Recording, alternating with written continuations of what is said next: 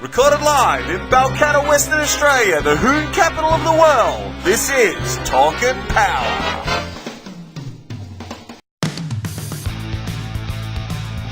Gap is what happens when you hold to the floor and crush the man next to you. There's space in between your back bumper and your front bumper. We in the South we refer to it as the gap band. Well, I think Formula One is for grown-ups.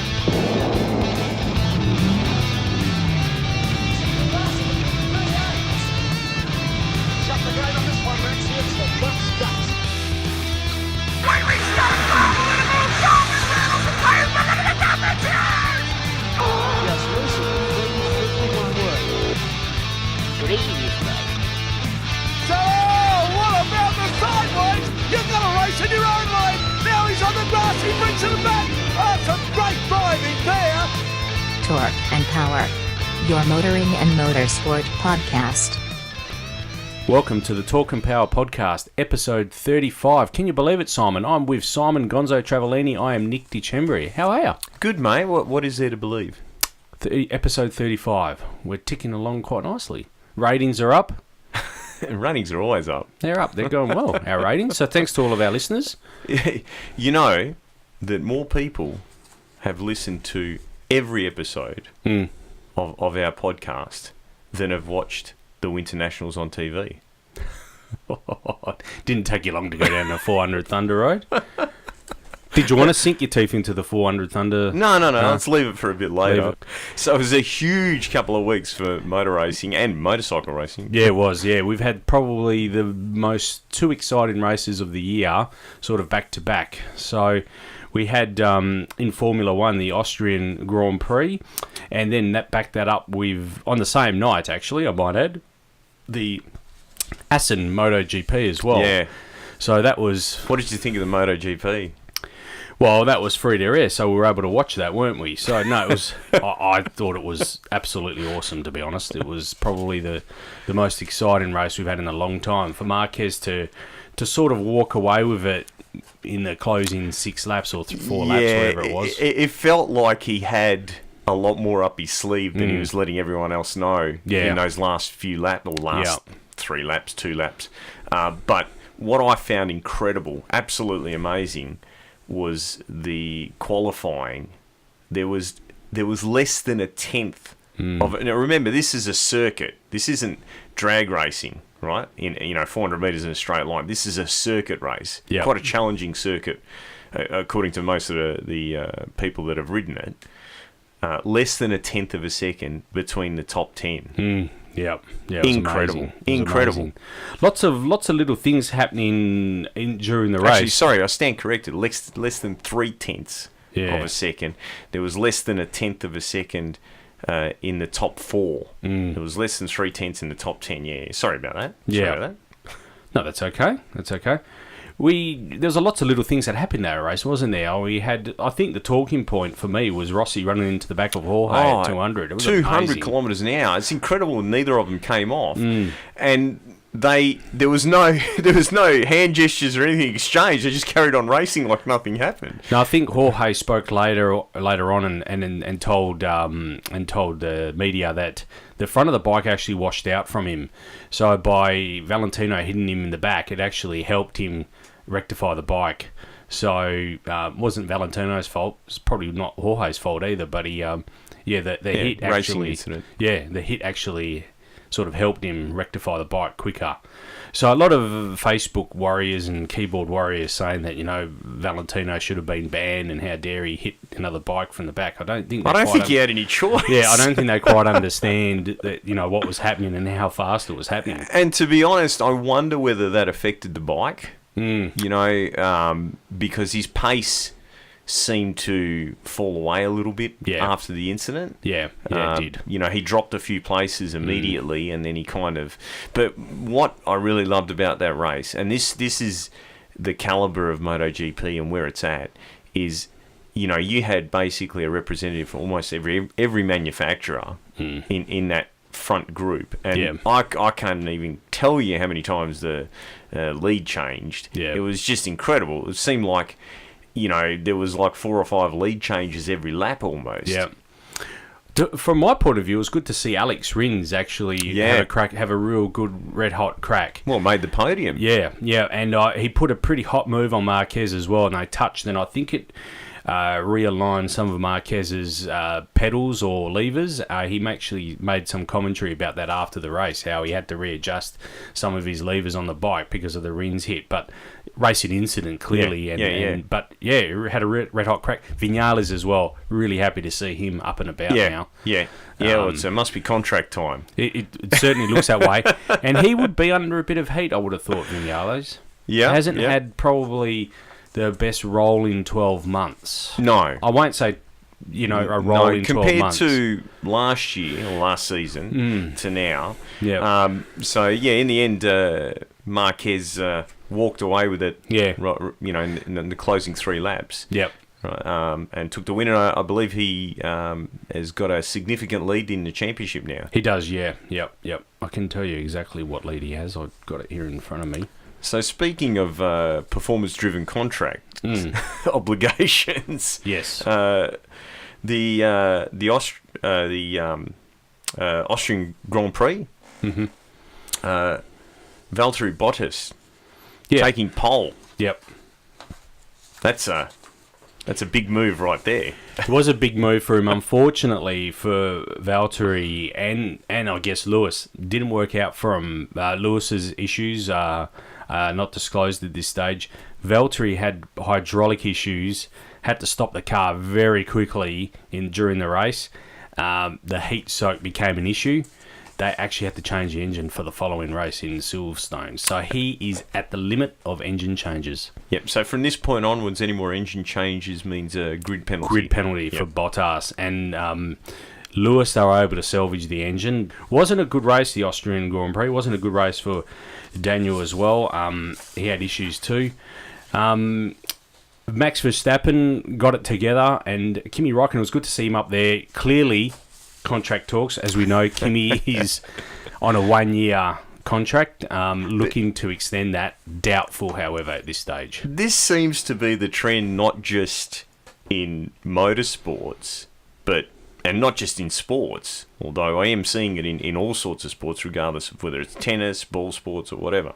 When you're starting to get near that contract phase, the performance seems to get better. Yeah. Which is really sad. And to be honest with you, it worries me, because is that just the way society is now? You do just enough to get by and then push that little bit harder when you need to?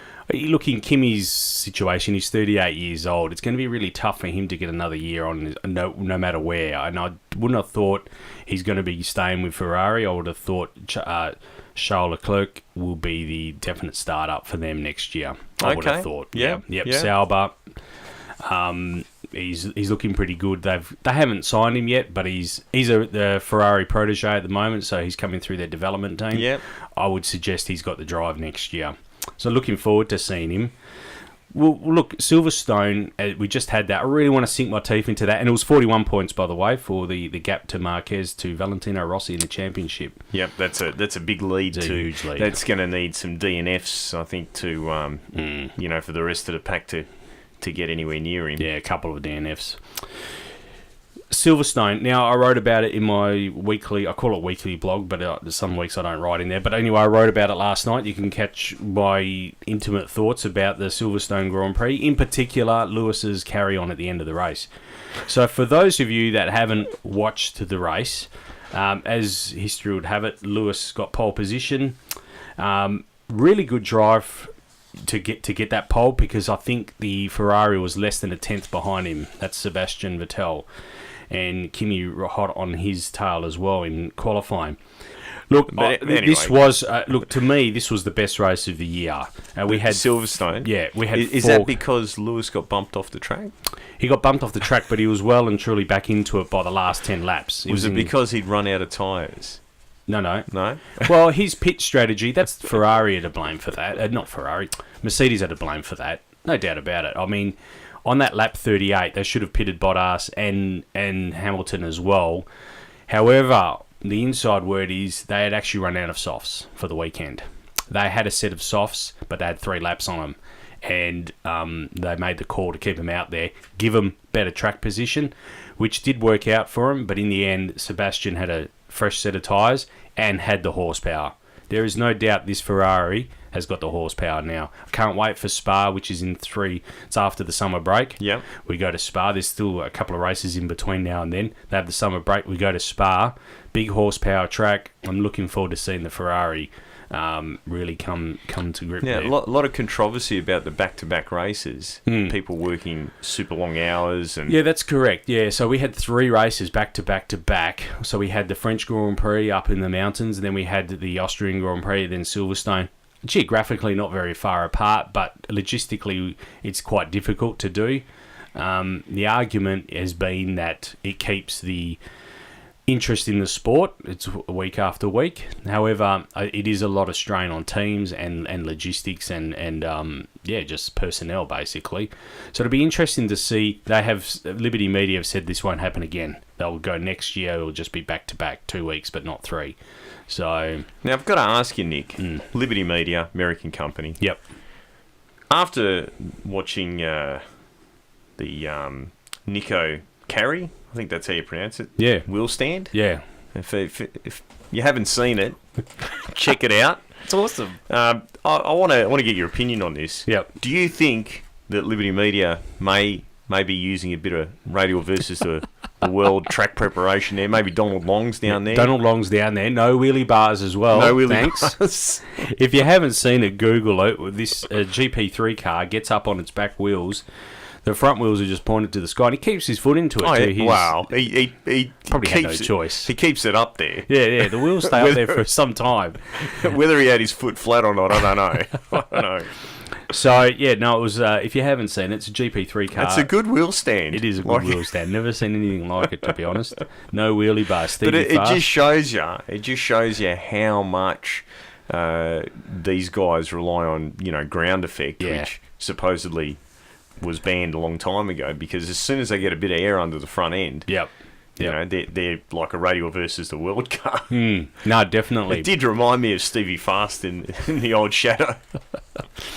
It was interestingly, and the other thing in practice we saw probably the reverse of this. Poor Brendan Hartley from New Zealand, I really feel for him. He's had some bad luck, won't get his drive next year, unfortunately. Toro Rosso have lined up other options for him, unfortunately. So crashed heavily in practice for major suspension failure.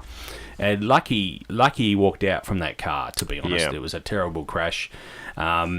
Wasn't able to start the race from the grid, had to start from pit lane. That almost ended in tears with the Lewis Hamilton thing happening as well. We had cars coming off, sliding across the pit entry lane. Sorry, the pit, well, you'd call it exit lane, entry to the racetrack. So heart goes out to Brendan. We will not see him next year, unfortunately.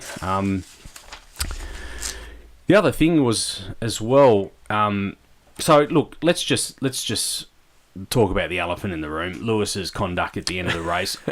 Look, a lot of people say I'm a Lewis hater, and I guess you're a Ferrari lover. Yeah, that's right. But I didn't think we're talking. This race here marked 60 years since Mike Hawthorn, first British gentleman to win a Formula One championship. I think the race meant a lot. It was a sellout.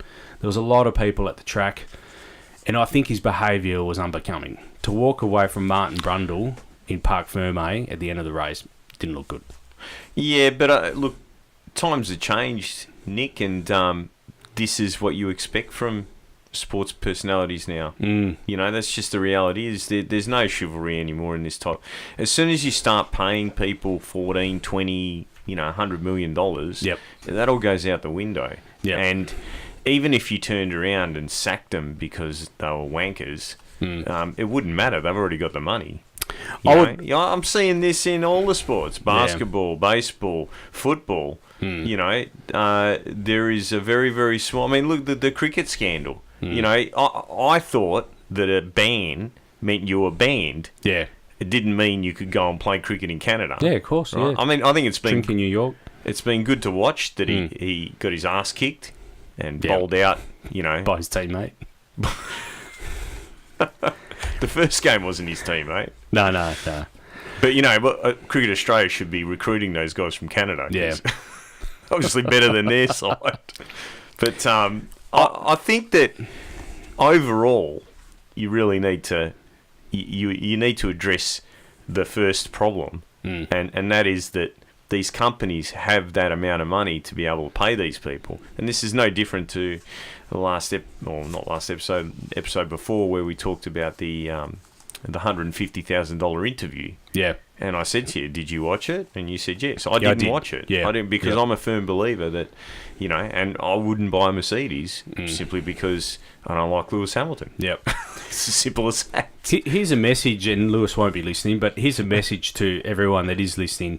I will remind Lewis of an English gentleman back in the 50s. His name was Peter Collins. Would have been the first British man to win a Grand Prix. He had the race on a platter, handed the race over to Fangio out of respect, because his belief was, I have plenty of life left in me, I'll win further championships. Handed the race over, Fangio won the championship in a factory Ferrari. So they're both racing Ferraris. Fangio won the championship. Unfortunately, Peter Collins never won a championship. He actually died in a Ferrari. So I'll just remind him of these sorts of acts from previous British, doesn't need to be British, but previous Formula One races. I think that the big difference between then and now is that those people and the people of that era, they faced hardship. Now, if you were growing up in the Middle East, you would be akin to hardship, and you would possibly have a bit more respect for the people around you. But people now, it's no different to when I started racing. I had a lot of respect for people like Chris Mills, Bob Campbell, George Bailey.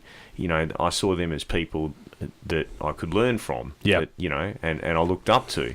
Nowadays, the younger people coming into racing, they don't look at it that way.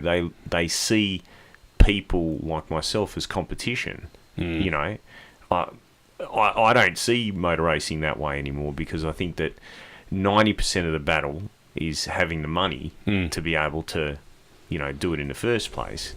And if you put it together and you do one run with it and put it away, you've just done that. You've just done that one run. Yeah. You haven't won a championship or really done anything with it.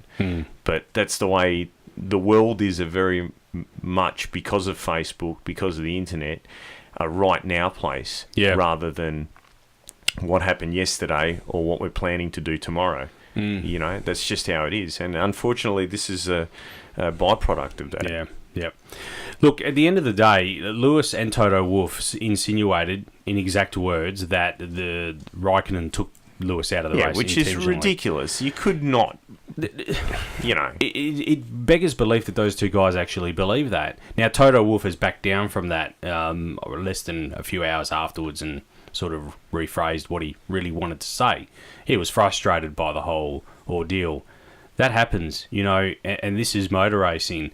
But to carry on like that afterwards and profess you're the man of the fans, but their season has taken an unexpected turn. And you can't deny that. No. And I think it would be frustrating for them at the moment. Yep.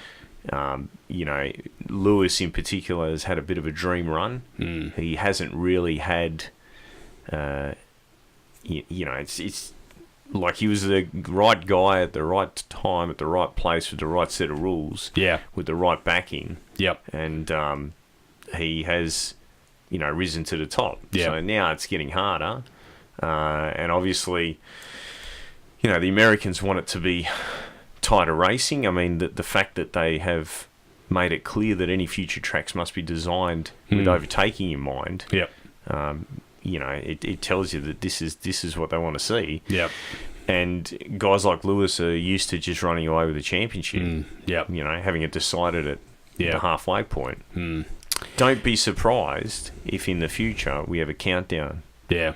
Yeah, that's the next thing. Americans love their countdown, don't they? Well, it just means that you can't run away with the championship. They want it to go down to the wire. We've been really lucky in drag racing in Australia, and it's sad that it's not promoted as well as it should be, because we have seen championships this season go right down to the, basically the second last round or sometimes the last round, which is awesome because it keeps you on the edge of your seat if you understand what's going on. But if you don't understand it because people aren't reporting on it or because it's not, being put in front of you, basically, then you wouldn't know. Yeah. The V8s do a very good job of that.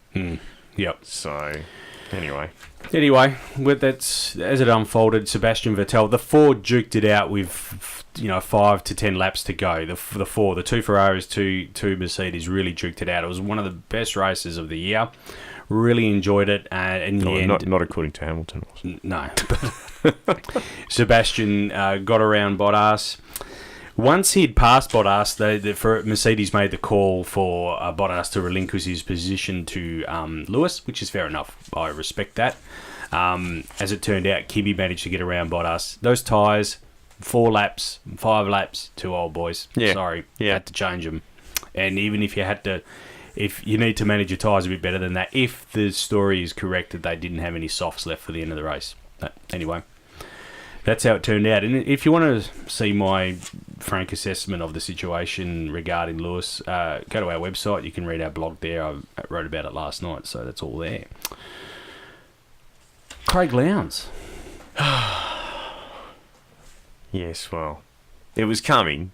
It was coming, but he retired from his marriage. Now he's retired from racing. Don't go there. But look, whenever someone of this ilk, I said to my friends when Craig Lowndes was to retire, a bit of all of us dies because Craig Lowndes is only 1 year older than me. So you feel like, well, like your V8 supercar career's over. Yeah, that's it. I'm done. I have no chance now. Do you understand what I'm saying? Just a little bit of us all dies when someone like Craig Lowndes retires. My personal opinion is it's probably a couple of years too soon. He's still got the drive in him, no doubt. I think he does. Oh, he obviously doesn't. Came fourth both days. Yeah, Townsville. Yep. Arguably to 3 cars that are better than his. Do you reckon? Well, Jamie's and Shane's, they get all the good fruit. I'm not sure that Craig gets the good fruit. I don't know that there'd be any difference in the fruit. It's not actually going off. It's just mechanical components. And Scotty McLaughlin, no doubt, has, the best of everything that he can possibly get. Craig, he still had a lot to give, in my view. Yeah, look, I don't know if I agree with you. And I don't know if it is an age thing. Yep. I think that, I think the big difference with Craig compared to those that have been before him and those that will be, after him, is that he tries to be a nice guy and, chat to everyone in the paddock and, just be a generally good guy. So I think that's something that I'm going to miss. Yeah. But as far as whether there's better out there now racing, he is going to be, he's in one of the top cars. They've got the setup. There's no doubt about that. I mean, 2 of their cars, first and second. Yep. So they've obviously got the setup. And then it just comes down to the driver. So he's probably still got the skills to do it, but I just don't think he's as hungry as, and in MotoGP,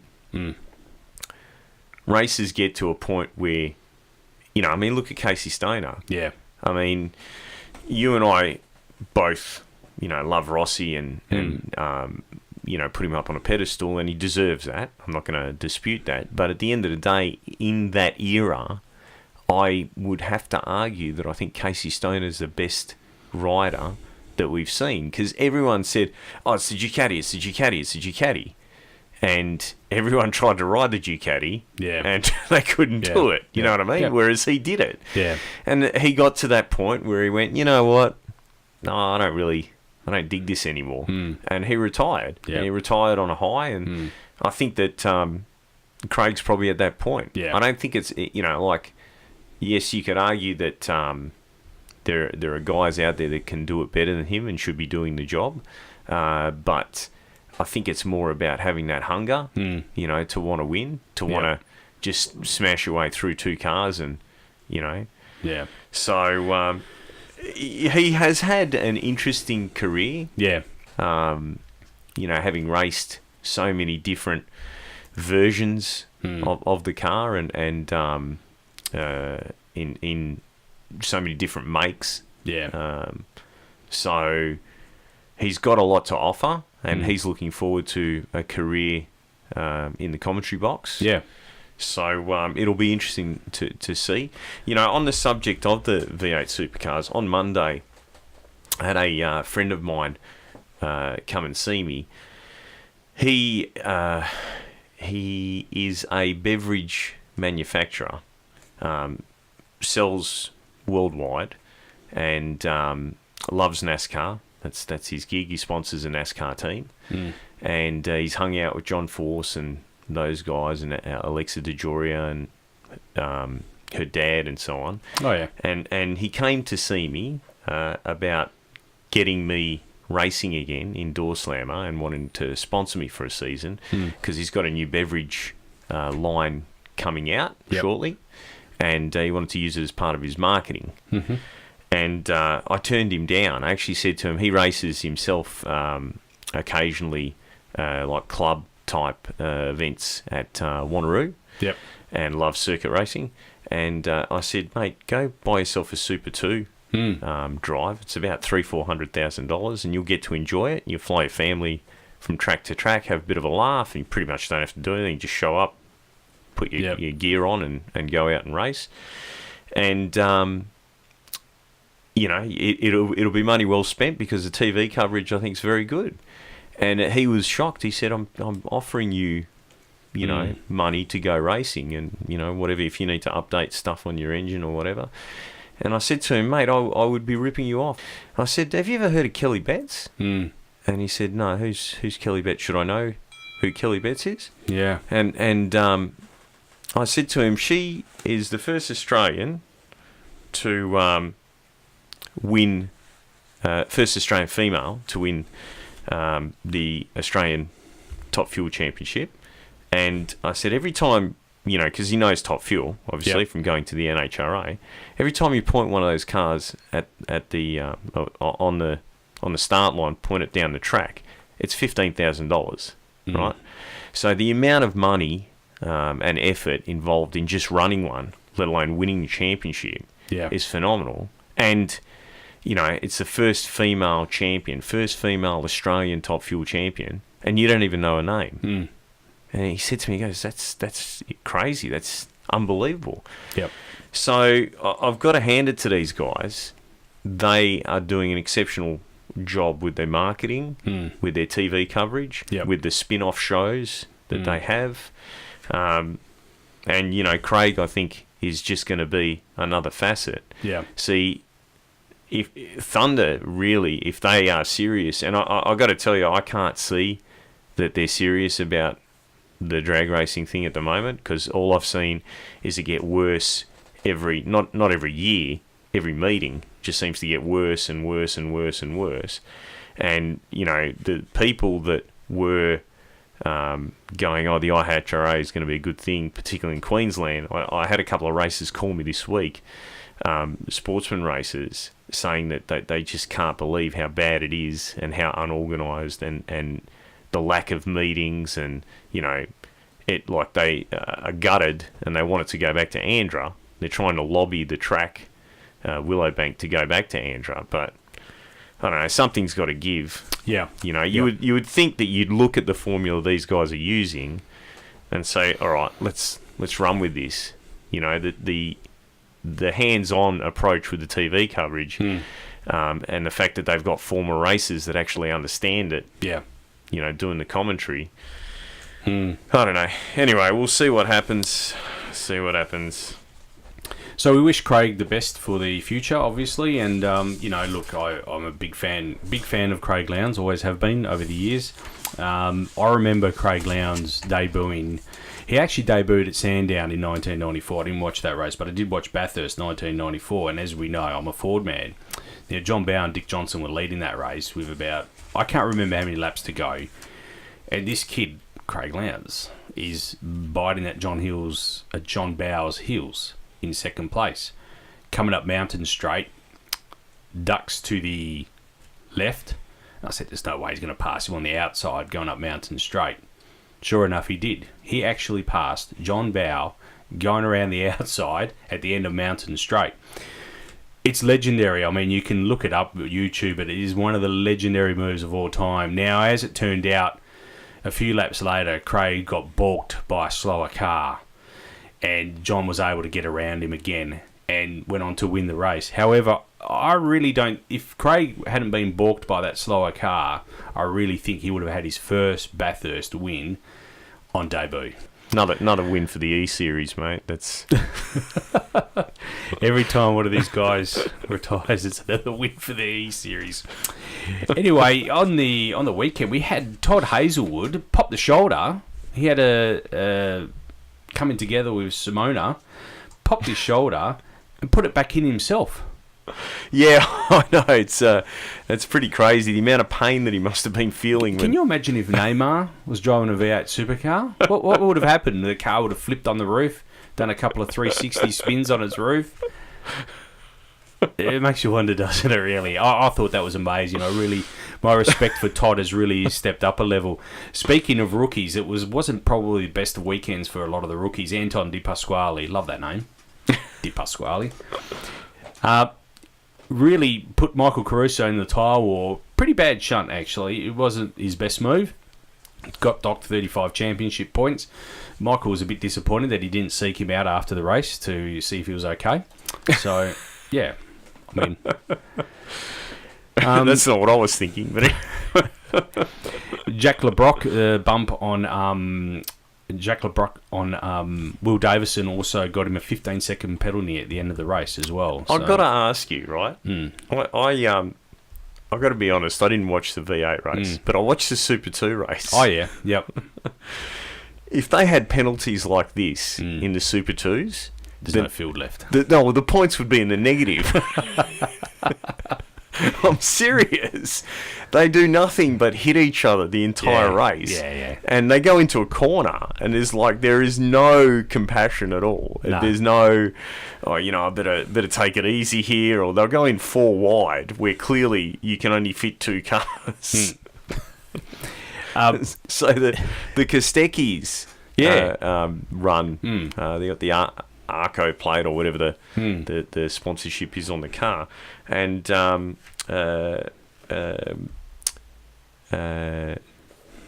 to think of his dad's name. It's Andrew, isn't it? Andrew, yeah. Andrew's son, which is Brody. Brody, that's the one. Yep. He's up there at the pointy end. Yeah, he's pretty talented. Also, Richie Stanaway, I haven't got in the notes, but got somehow on his last stop got a used set of tyres put on his car. One was a used set of tyres. Oh, okay. One was a used by tyre. By accident. Didn't do anything for his cause. Retaliated by drifting the remaining closing laps of the race. Not to Tim Edwards' joy. Was pretty prompt on the radio. Asked him to cut that right out and had a bit of a heated discussion after the race, needless to say. A little bit unprofessional from PRA and a bit unprofessional from Richie as well, and how he handled it. But anyway. You'd think you'd see it more as a challenge, wouldn't you? Yeah. I'm going to win this with a bald tyre. Look at that canvas.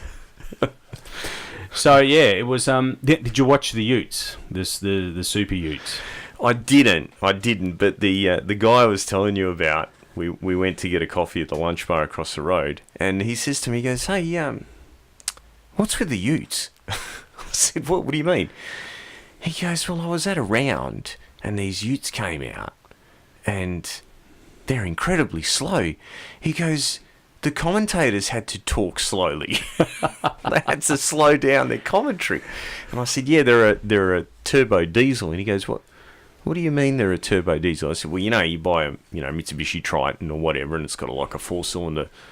Yeah. I said, well, that's what they are. And he goes, you're joking me. Because he knows the guy with the stadium trucks. Oh, okay, Robbie Gordon. Yeah, he actually knows Robbie Gordon. I said, I think that because the stadium trucks were so popular, the supercar, people decided, well, let's follow that formula, and somehow got it completely wrong.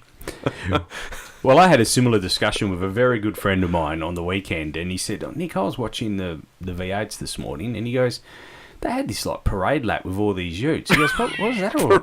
It was like the local Toyota dealership was doing a parade lap. Demo. And I said, no, that was a race. They're racing.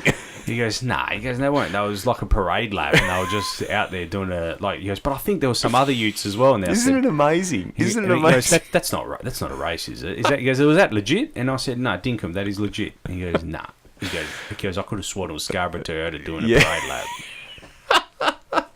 I'm sure that people listening to this, think that we're making this up, but I'm telling you, these are legitimate conversations legit. we've had. These are legitimate conversations. I kid you not. Just I think the roller coasters that they have at the rides they have there would be more exciting than driving one of these things.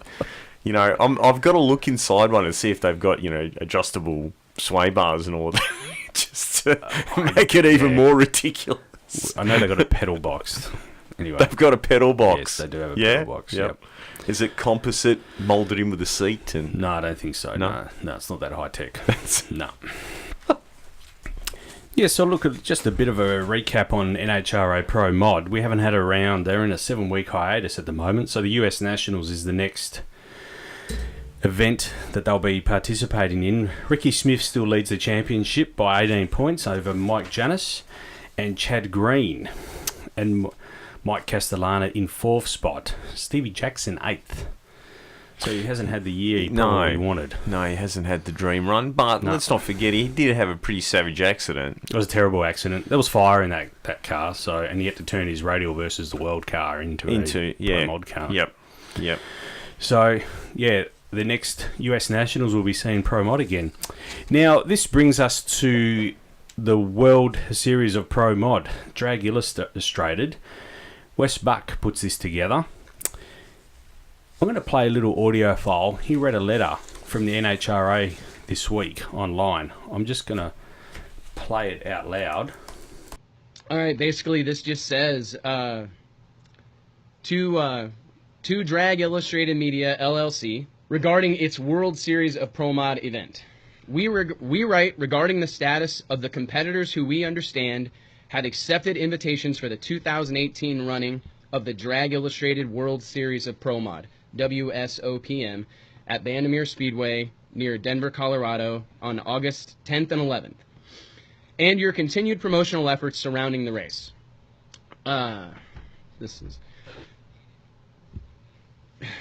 We regret to inform you that your event, billed as the biggest, richest Pro Mod drag race in the history of the known universe, has been brought to the attention of both our administrative and technical departments. All known WSOPM competitors fall under Section 1.61, Participant Conduct and Competitive Status of our 2018 rulebook, thus deeming the World Series of Pro Mod for certified badasses only. Woo! CBAO, baby! The biggest, richest Pro Mod drag race in the history of the known universe. August 10th and 11th, 2018. You hear me, friends? CBOA. AO. Certified badasses only. No one else need apply. Done with this. Give me that letter so I can finish reading it. Local authorities have been notified, along with the U.S. Department of the Interior, tasked with protecting America's great outdoors, as it is our belief that not even Thunder Mountain can withstand the sheer awesomeness of 32 of the quickest and fastest quarter-mile door slammers on the planet Earth. If you have any questions concerning this letter or the rules in Section 1 of the rule book, please contact me immediately. Sincerely, woo! Rock and roll! So Wes Buck having a bit of fun there with his listeners. Yeah, Wes does a weekly live online Facebook feed. Actually, it's quite entertaining, and that was part of that. So I couldn't resist actually downloading that and actually putting it on. So these are NHRA legal cars. That's correct, NHRA legal cars. Yes, yep. Which would be the equivalent of Pro Boost in the PDRA. That's correct. Yeah. Which, by the way, I don't know if we covered it in the last couple of episodes, but no. The Pro Extreme category is gone. It's gone. Yep. It's gone. Yep. So, look, how this works, invite only. So, at the moment, they're up to 21 entries. They haven't finalised the final 32. Only the top 16 will go into Saturday's eliminations. 17 and down will participate in... Let me rephrase that, sorry. The top 14 are locked away. The bottom half of the field will race it, and the winner of the Friday night event wins $10,000, and they also get an automatic entry into the Saturday eliminations. And People's choice. People's choice, that's People's correct. choice, Yes. fans' choice. Yep. Is the wild card. Yep. But it is invitation only. Invitation only. There's one that's missing in my eyes. Ricky Smith. He's leading the points in NHRA. He's not there. So anyway. But you've only got 21 here. Yeah, I know, but you would have thought Ricky Smith would be in that. I mean, you know. Is it based on performance? Certified badasses. Certified badasses. Must have criminal record. So, look, I really look. If you remember last year, I think it's in our sound clip in the opening of the episode. Basically, Tucci has a cardiac arrest. If you remember, so Mike Bowman went on to win that event last year. I thought he actually exploded. Yeah. Bowman Reynolds does. Look at the top edge. So I'm really looking forward to this. I cannot confirm if there's a live feed or not yet. I will find out if there is. Even if there's one I've got to pay for, I'll happily pay for this, because I think it's awesome. Yes, certifiably badass, awesome. Anyway, moving along. I don't want to dwell on the 400 Thunder too much, but their calendar. Let's not talk about it. Look, their calendar came out yesterday. You know what? I haven't spoken with the man, but I have been messaging him today. Who's Ray? that? Ray Treasure. Yeah. Regarding this, and he was a bit tight-lipped about 400 Thunder. Don't dwell on the 400 Thunder. The message he did want to convey to our listeners is, he is ear to ear with ANDRA events for the Motorplex this season. Both sides of the track, speedway and drag racing. It's going to be a huge year, he tells me. Well, Andrew's taking on speedway. No, but I mean in the drag racing side, the calendar's soon to be released. Keep an eye out for it. It's something to get excited about. So, speaking of local news, Corey Marriott organised a impromptu meeting of, or it may have been promptu, I'm not sure, of the West Australian radial races to discuss rules and the future of the radial class. And nothing's been set in concrete. I think if you get on Corey's Facebook page, there is there's an outline there. Basically, they've taken the Australian Pro Street Association, the APSA, pro radial rules. And so for those of you that don't know, the pro radial rules basically require the car to be a three-quarter chassis car, factory rails and part of the factory firewall. Although, and part that I never understood, you're allowed to run a composite body that was Pro Mod or Door Slammer based, which is strange because that means that you're grafting. Anyway, I hear what you're saying. Yeah, it doesn't make any sense to me. Anyway, so from what I can understand, what the radial racers have agreed to is getting rid of the three-quarter chassis rule, permitting full chassis cars, number one. Getting rid of all the weight brakes, right? So no minimum weight, multiple power adders, which it's an interesting one because ANDRA doesn't allow multiple power adders on V8s. They're allowed on 6 cylinders and 4 cylinders. So I'm not sure whether that's what they mean or... it's a bit unclear. But the vehicles must be self-starting, which I'm not sure that was a radial rule beforehand. So I messaged Corey to find out a little bit more. And there is talk that there will be a 1/8 mile radial series run on the Wednesday nights. Okay. So I asked him whether this meant that the blown cars would be welcome on the Wednesday nights, and he told me that providing they have mufflers and that the supercharger is under the bonnet, and there would be no issue with the blown cars running. Now, obviously, he's not a scrutineer; he's just an announcer, commentator, whatever. So I thought there was a little bit strange. Now, as some of our listeners would know, you know, we've had to deal with this issue because we're getting the XY ready, and they've told us, you know, you need to have the blower under the bonnet if you want to run it on the Wednesday nights.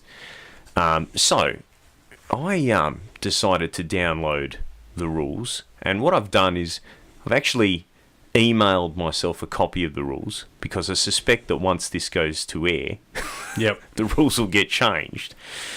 So for the record, and I should have done this, we both should have done this, we were both a bit slack because, you know, we asked the questions and they were answered to us. Unfortunately, we misunderstood what they said. Nonetheless, it says clearly on the Whoop Ass Wednesday rules that if the vehicle is registered and you can provide registration papers with the VIN number verifying that that vehicle is registered, then you are allowed to run your supercharger hanging clear out of the bonnet in all its glory and might in the true Australian manner. Everyone knows that Australia is all about burnouts and blowers. It used to be on the front cover of every Street Machine video for Summer Nats that was ever produced until they turned it into a family event. So, Burnouts and blowers, by the way. Not the... Nope. No, you don't like... Well, you've got your own anyway. Yeah, that's right. We'll be PC on this PC, yeah. You be PC. I'll be drag race.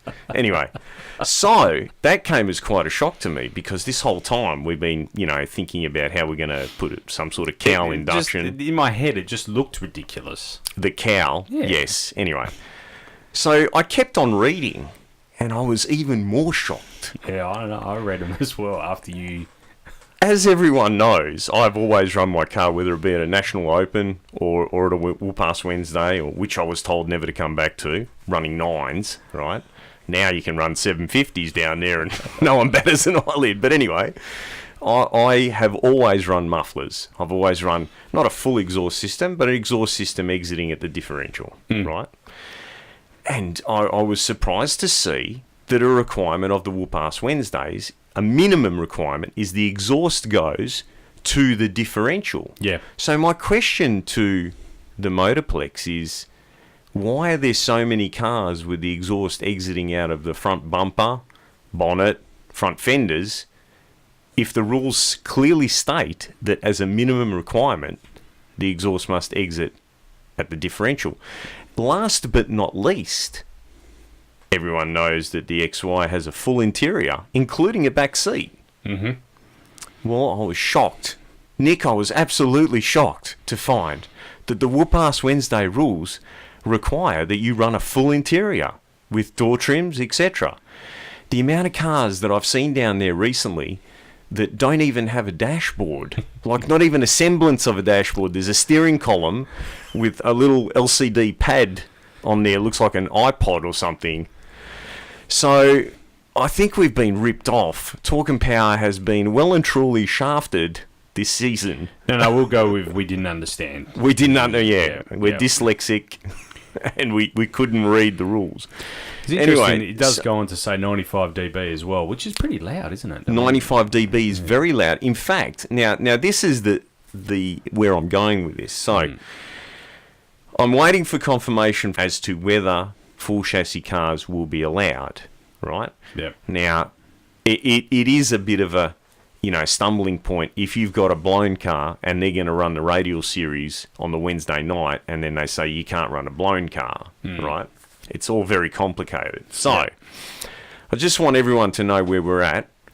If they do allow blown cars, if they do allow full chassis cars, I will be preparing the BA for this, right, to have a crack at this, because I'd really like, you know, for a Australian car to be in 3s. Yep. Because, you know, I have heard a lot of my customers talking about the radial deal and this car and that car, and I think 4-1 is the record currently. Not here. No. I think Perry went on the weekend 4-0. 4-0. Yeah. All right. Excellent. 4-0-7. Okay. Cool. It's definitely an O. Yeah. Might have been a 9. Yeah, and that was at the Kenda? No, that was in the Sydney. That was at Sydney. It was the last weekend for testing for Grudge Kings. The testing on Friday. Mm-hmm. They're testing on Friday. Oh, okay. Well, then it's All but right. he's already done the 407. And he was on radial? Are you sure? No. No, I think he's on slicks. Okay. Can Stan be corrected on that one? I think because the track was not that great. Okay. So, anyway,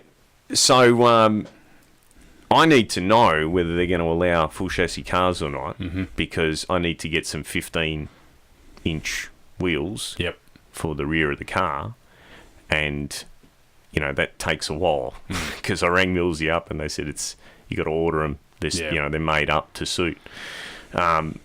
And as far as for those of you that are wondering how we're going to get around all these rules for Whoop-Ass Wednesday, well, I've already tested with mufflers in the US. We got it down to 76 dB on a Pro Mod car, and my car is self-starting, so that's not a problem. And I have a cowl that will cover the supercharger. So I'm going to meet all the criteria, and I'm very, very, very keen to run the car on the Wednesday nights in the radial series. So we'll just see what happens. And we'll take it from there. But if anyone wants to sponsor us, send a talking power. Yeah, because I want to put a set of 315s on this every meeting. Maybe even 2 or 3 sets in a meeting. There you have it, everyone. So email myself or Simon. So anyways, Grudge Kings. You brought up Grudge Kings. Yep. Okay, so and testing. You brought up testing. Okay, so the internet broke. It broke. It broke last week. I think I knew before you did. I was. You were there. No, I was. I'll be honest with you. When it was all happening, I was in Bullsbrook. Yes, you were. I was in Bullsbrook. I forgot to mention it to you, actually. Fitting a transmission to a lovely gentleman, absolute, awesome guy's car, who was having a burnout competition at his house for his 40th birthday. Great guy, and so I was busy doing that. Hence why I missed the phone call. Yep. So if any of you out there doubt what RB stands for, I'm going to let you know again. It stands for Rigoli Brothers, right? In a shot that was heard around the world so loud that it brought the attention of the Arabs. It's a firmly planted M-Tron as a big player in the EFI game. Yep. 6.60, 220 miles an hour. Big mile an hour, isn't it? Huge mile an hour. Basically, they gained 7 mile an hour. And there was some comments at the track on the first 220 mile an hour pass, and a racer, I'm not going to mention his name, he approached Dom on the start line as Dom was about to go for another lap, and he said to Dom, he said, "Was that a like a software glitch, or did I see that right? 220 mile an hour?" And Dom said, "Well, we're all about to find out now." And sure enough, he backed it up with another 220 mile an hour pass. I didn't know that. Yeah. So he ran 2660s, both at 220 mile an hour. I'm not going to disclose what their half track was, obviously, because that's what's going to count at the Grudge Kings. But it should be interesting to see. A lot of it too is with this leave on green deal. Yep. You got to understand that there's 4/10 in that tree. If you guess that light, if you can guess it, 4/10 is massive. Yeah. So a 4.0 car can get beaten by a 440 car if they're prepared to have a stab at the tree. Yeah. Yep. So it's on this weekend coming. Yeah, this weekend it's on. If you get the opportunity, jump on Facebook. I'm sure Poe will be posting. He will be doing some live feed, not the whole event, but he will be posting some of the content, which will be live. So make sure you get there and have a look. It's going to be huge. I cannot wait. It is. Are they running the book? Can we get on, Dom? Is it we wouldn't get good odds now? I don't know, because no one knows what his half track was. Yeah, but if you know anyone that's running the book. I don't. I mean, it'd be. It's probably not good odds anymore after the weekend. The thing is that at this point in time, a lot of people are talking about Craig, right? The previous winner. No, Craig Burns. Oh, Craig Burns. Right? Sorry, my apologies. He's gone 4-1 with a handful of hits at the tree, but I don't know how many laps Craig's done as a racer. Yeah, and that's something that it's going to be an interesting event. And now the Snickers car's gone 4-0, so that's another hard hitter. There's a couple of guys that have built cars. They entered without a car. Yeah, they haven't even tested yet. Yeah. I've seen that. Yeah. So. I think it's huge, and I'm still very keen for us to run a similar event over here. I think the thing is over here is that, and this is the big difference between the East Coast and the West Coast. The East Coast, people will enter an event like that, even if mathematically they have no chance whatsoever. Yeah. Right? But over here, they won't. Basically, they want to know they're going to win before they're going to lay down $1,000. It's interesting you should say that, because we ran a thread at our last podcast. We said we'd run a thread and see what sort of results we got. It got a few likes and very little commentary. So yeah, I'm not saying that people won't patronise it, but I just don't think we're ready for something like that yet. I don't think we've got the calibre of cars here. Yeah, to run. This type of deal. I mean, the reality is that just off the top of my head, you've got cars that would be legal for this. You've got Belladonna's car. Yep. You got my BA. You've got the BA Danini Transport. Oh, Ryan Moresby's BA would be legal. Wouldn't their Ute be legal as well? That's what. Yes. Yeah, I forgot that they've got... No, the Ute would be legal. Yep. The BA is composite. Yep, okay. I meant the BA Ute. Who else? Because even the quick super stock cars like Ralph's, that's a composite car. Yep. You know? The Dodge Dart, I'm pretty sure that's steel roof and quarter panels. It's starting to get thin after that. Yeah. Zap's old car. Yep. If there was 50 grand up for grabs, I'm sure he'd screw that back together. Yep. He'd smoke us all. Speaking of prize money, just to jump back a bit, World Series of Pro Model was $100,000 prize money. I know. And that's the thing. I think the big prize money will probably... If we put a big prize money event on over here, you'd probably attract the East Coasters. Yeah, definitely. But you're right about the people entering that probably haven't got a hope in hell, but they still enter just for the sport of it, Yeah, and because that style of racing is popular because of Street Outlaws. Yeah, you know. So yeah, I'd love to do it. I'd love to do it. Look, I'm very keen that if Poe runs the event again, that we try and get over there. Yeah, Yeah. The other thing, just going back to the Motorplex, they had a family fun day on the weekend actually, and I made mention of it. It was great to see the track volunteers at the track, and some of the club members got involved and took their dailies down the track. Some of them were the rules were no drag cars, but some of them have interesting dailies anyway. But I thought I would make mention of. I'm not going to mention their names. This is reaction time. A 0.003. It was a young lady in a VE Commodore. I'm not going to say her name. And that was the best female reaction time, and the best male was 0.004, which I thought was amazing in street cars. Liz Johns, look at that. Did you see Liz, avid listener to the podcast, Liz Johns? She went red, 0.00. Yeah, not very red, though. No. That's in her Bogo standard Commodore wagon. I was impressed by the 15.4. Yeah, but anyway, I thought that was a great effort. Stu Bond was down there as well, part of the commentary team, so it was really good to see. Yes, yes. Looking forward to hearing Stewie. Yeah, yep. If you're watching the video version of this, you'll see that Simon and myself are wearing Benzene Detailing shirt. So $5 for every shirt that you buy from Johnny Alardi at Benzene Detailing goes to the Cancer Council. So get on board if you're looking at the video.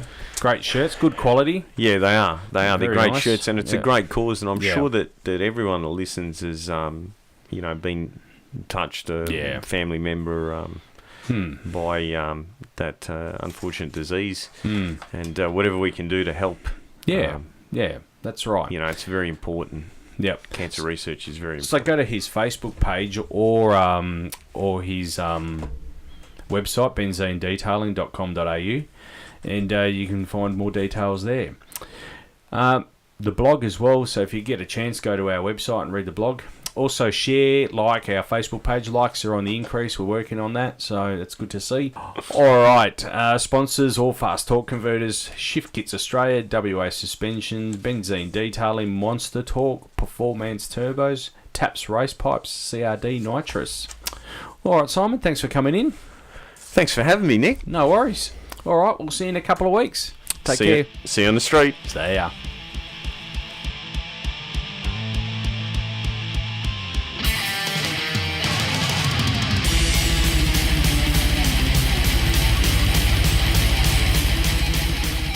Talk and Power stresses all characters and events on this podcast, even those based on real people, are entirely fictional. All celebrity voices are impersonated poorly. We do not encourage street racing or the use of turbochargers.